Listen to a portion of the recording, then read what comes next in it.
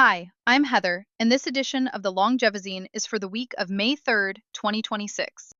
The lead. A neuroscientist at the University of Liège has spent the past decade studying consciousness in patients whose brains, by every standard medical measure, should not be conscious at all. Charlotte Marshall works with people who have survived cardiac arrest, deep coma, and general anesthesia.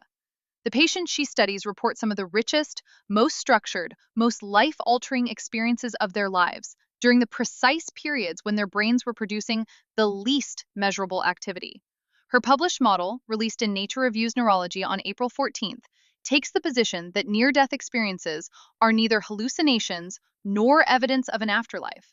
They are, in her framing, natural mental states with possible adaptive function during physiological collapse, integrating psychological, neurophysiological, and evolutionary processes into a single coherent account. That paper is one of three converging threads this week, each pointing at the same question from a different angle. The Bial Foundation's 15th Behind and Beyond the Brain Symposium in Porto, dedicated entirely to end-of-life experiences, drew researchers from neuroscience, philosophy, and contemplative tradition into a sustained interdisciplinary dialogue that is now filtering into general coverage as proceedings come out. Medscape published its first comprehensive race to approval piece on May 1st, mapping the timeline for the three psychedelic compounds the FDA priority vouchered last month, and confirming that an approval decision for at least one program is expected by late summer or fall. And in the same window, a peer-reviewed narrative review consolidated the case that ultra-weak photon emissions from living cells may function as a form of biological signaling that mainstream cell biology has been miscategorizing for decades. These four developments are usually filed in different categories. Read together, they tell one story. Consciousness at the edge. Christof Koch, formerly of the Allen Institute and one of the most prominent figures in modern neuroscience, gave a plenary at the Bial symposium arguing that consciousness may not be a product of the brain at all. The argument is not new in philosophy of mind, but Koch presenting it at this venue, in 2026, with the downstream coverage the talk has generated, is a marker of how the conversation has shifted. Koch's three challenges to standard materialism are familiar: the difficulty of reducing subjective experience to neural mechanism, the binding problem of how distributed brain activity produces unified conscious moments, and the explanatory gap between physical description and felt quality. What is new is the institutional readiness to take fundamental consciousness theories seriously as candidates for explanation, rather than as gestures toward the unknowable. Marshall's NDE work approaches the same question from the empirical end. Her patients' experiences during periods of minimal cortical activity present a problem for any theory that treats consciousness as straightforwardly produced by neural firing. Her model handles this by proposing that the brain's response to imminent collapse generates a particular kind of conscious state. The model is empirically disciplined and avoids the failure modes that have haunted NDE research, both the dismissive, these are just hypoxia-induced hallucinations and contain no information, and the overclaiming, these are evidence that consciousness leaves the body. What Marshall proposes instead is that NDE phenomenology is real, structured, and informative about how consciousness operates under extreme physiological conditions, without committing to metaphysical claims the data cannot support. The Buddhist Tradition Workshop at the same symposium, with Rainer Goebel and Stefan Schmidt in dialogue with the contemplative Yeshe Regel, brought a third axis of inquiry into the room. The Tibetan tradition has worked with the dying process as a structured contemplative phenomenon for over 1,000 years. Its descriptions of the dissolution stages and the post-death intermediate states are remarkably specific. They are not framed as metaphor or moral instruction, but as empirical reports from practitioners who have spent decades attending to the relevant phenomena. A symposium that takes seriously what those traditions claim to have observed, without either dismissing it as folklore or romanticizing it as ancient wisdom, is the kind of cross-traditional integration the field has been waiting for. The regulatory mirror. The psychedelic priority voucher acceleration, announced in late April, is the policy-side mirror of this research convergence. The FDA awarded vouchers to Compass Pathways, Usona Institute, and Transcend Therapeutics in the same week the president signed the executive order directing the agency to fast-track psychedelic review. The Compass program, COMP360, synthetic psilocybin for treatment-resistant depression, is furthest along. FDA Commissioner Marty McCary indicated this week that he expects the agency to issue a decision by late summer or fall, with the therapy administered in a supervised clinical setting. The substantive question is not whether these therapies will be approved. That question is now structurally settled by the regulatory machinery. The substantive question is what the access architecture looks like after approval. A risk evaluation and mitigation strategy will determine who can deliver psychedelic therapy, in what setting, with what training, with what supervision. Reimbursement structures will determine which patient populations gain practical access. The Center for Medicare and Medicaid Innovation is reportedly working on pricing models, with announcements expected by year-end. None of this is settled by the executive order or the priority vouchers. What is striking about the parallel between the consciousness research arc and the regulatory arc is that both are operating on the same underlying premise: that experiences mainstream materialism has dismissed for decades are real, structured, and informationally meaningful. The clinical case for psilocybin in treatment-resistant depression rests on the same kind of evidence the consciousness research community has been gathering about altered states more broadly. The mystical type experience scores predict treatment outcomes. The phenomenology is structured, cross-culturally consistent, and empirically tractable. The data has been gathering for a long time. What is changing now is the institutional willingness to act on it. Fucking finally. The light bridge. The question that runs underneath all of this is whether there are measurement tools that could ground the consciousness conversation in physical biology, rather than in either pure phenomenology or pure neural correlation. The most interesting candidate research lineage right now is light, in the form of ultra-weak photon emission. UPE refers to the ongoing low-intensity light emission that all living cells produce as a byproduct of metabolism.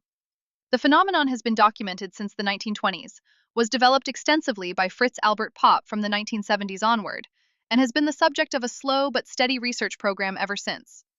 The 2024 Frontiers in Physiology review from the University of Westminster and the Guy Foundation, the 2024 imaging work from the Cold Spring Harbor preprint server showing measurable contrast between live and dead mice, the 2020 Cancers paper showing UPE differences between malignant and non-malignant cell lines accurate to 90% discriminant resolution, and the 2025 Applied Sciences paper showing patterned light modulation of UPE in adjacent unexposed cells together establish a research program that takes the phenomenon seriously without requiring extraordinary mechanistic claims. The 2025 narrative review by Saw and Pignataro in Explore, the Journal of Science and Healing, synthesized this work into a defensible position. Ultra-weak photon emissions may function as biofield mediators, encoding and transmitting signals that influence cellular behavior, pain, inflammation, and immune function. The review does not claim more than the data supports. What it claims is that the measurement tools are now sensitive enough to detect intercellular light-based signaling in conditions where it matters biologically, and that the field is past the point where biophoton research can be dismissed as fringe on evidentiary grounds. The reason this matters for the broader consciousness conversation is that any field-based theory of consciousness, whether the electromagnetic field theories that have been gaining traction in the Frontiers journals or the more speculative biofield frameworks coming out of the Consciousness and Healing Initiative, requires a measurable physical substrate.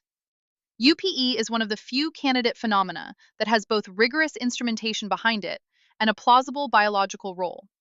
Not every consciousness theory needs to invoke photons, but the fact that there is now a peer-reviewed research lineage describing measurable cellular light emission with apparent informational content changes what counts as scientifically defensible territory.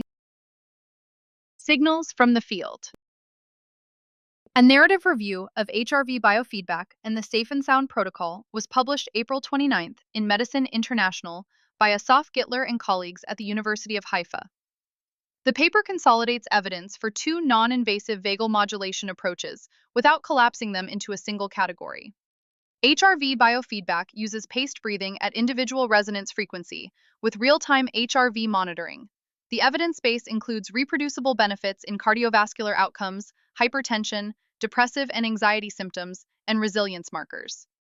The Safe and Sound Protocol applies filtered acoustic stimulation derived from polyvagal theory. The evidence base is more provisional, but the theoretical mechanism is coherent. The dual modality framing is useful precisely because it does not force false equivalence between an established technique and an emerging one. worth tracking as the canonical reference for any nervous system protocol piece this year. The PNAS field-defining paper, What is Quantum Biology?, was accepted in February and is now functioning as the consensus open questions document heading into the June quantum biology conferences.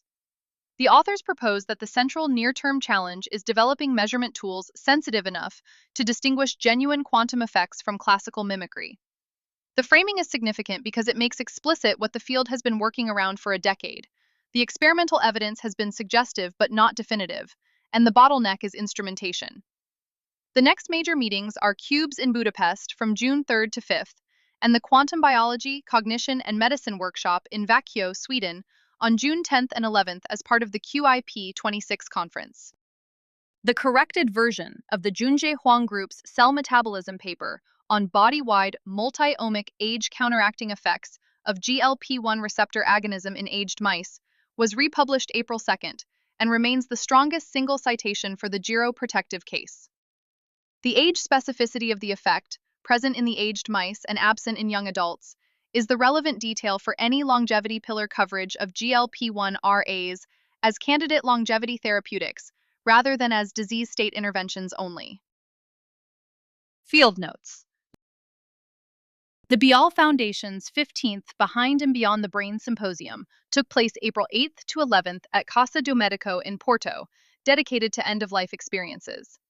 Proceedings and recorded sessions are filtering out through the symposium's affiliated channels and through the Institute of Noetic Sciences, which has historically partnered on Bial Foundation events. The FDA's public comment docket on peptide compounding, FDA-2025-N-6895, is open at regulations.gov. Comments by July 9th are formally provided to the Pharmacy Compounding Advisory Committee for the July 23rd to 24th meetings. Oral presentation requests are due by June 30th. Comments by July 22nd will still be considered by the FDA in subsequent rulemaking. QEBS 2026 takes place June 3rd to 5th in Budapest. The Quantum Biology, Cognition, and Medicine Workshop runs June 10th to 11th in Växjö, Sweden. The 2027 Gordon Research Conference on Quantum Biology is scheduled for March 7th to 12th, 2027 in Pomona, California. The Compass Pathways COMP360 rolling NDA submission proceeds in parallel with the priority review voucher. First FDA decision possible in late summer or early fall 2026. USONA Institute's voucher is similar in structure but earlier in the submission timeline. Transcend Therapeutics' methylone voucher for PTSD does not yet have a public submission date. The Phoenix Lab is where rigorous science meets the questions most researchers will not ask. If you know someone building their own approach to biological optimization who wants more signal and less noise, forward this their way.